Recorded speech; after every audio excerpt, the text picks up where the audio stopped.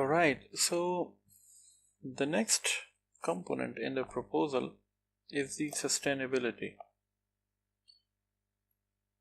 You need to remember that no funder like to think that their grants will only fund a project for a short time.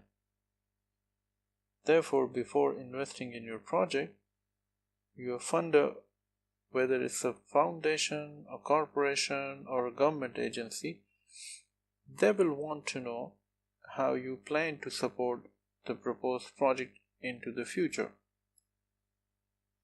They also want to know that your charity or NGO as a whole is financially healthy and sustainable over the long term.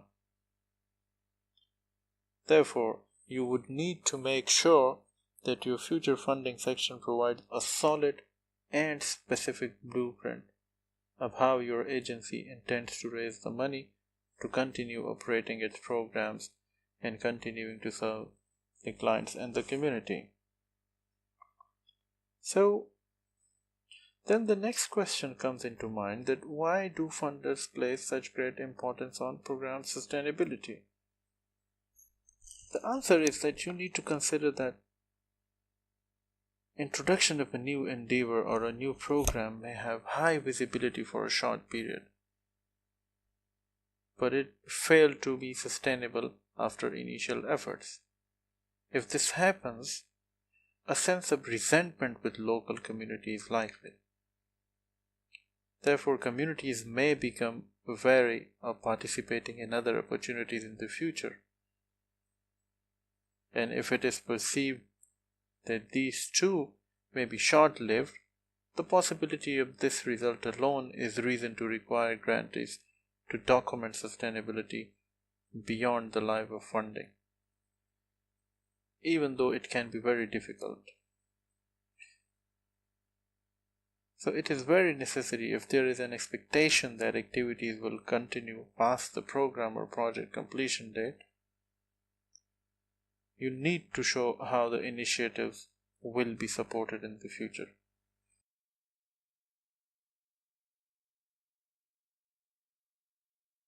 If applicable, describe your plans to continue the activity beyond the granting period, and for this purpose you need to present a detailed plan to obtain future funding or support from alternative sources.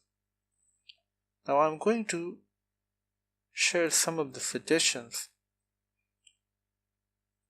which are basically from the US Department of Labor for continuity of the program, to make it more sustainable.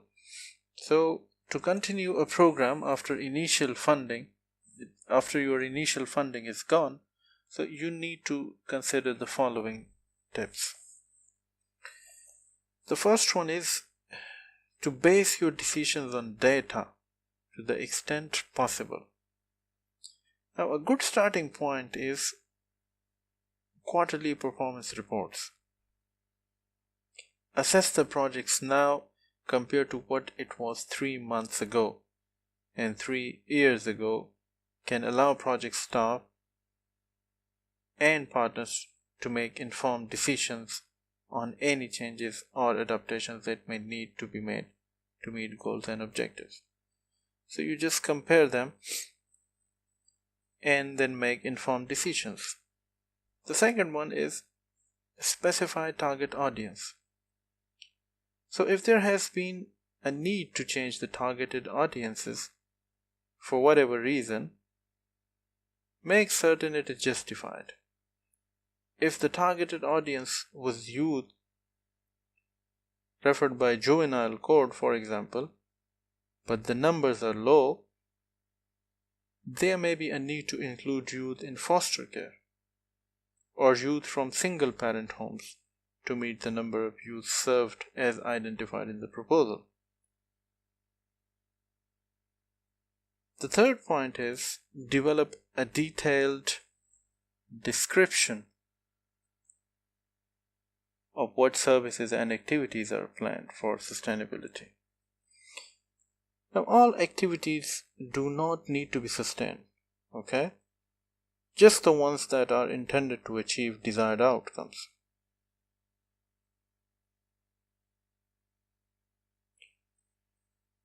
The fourth one is identify what is needed to manage and operate the selected activities. Once the project activities have been established, it may be determined that either a small or larger commitment of management resources, including the number of paid staff, will need to change. Now, make current and potential partners and other stakeholders aware of sustainability planning activities. So, whether it takes place in a formal meeting setting or in a written form, you need to disseminate key information to them.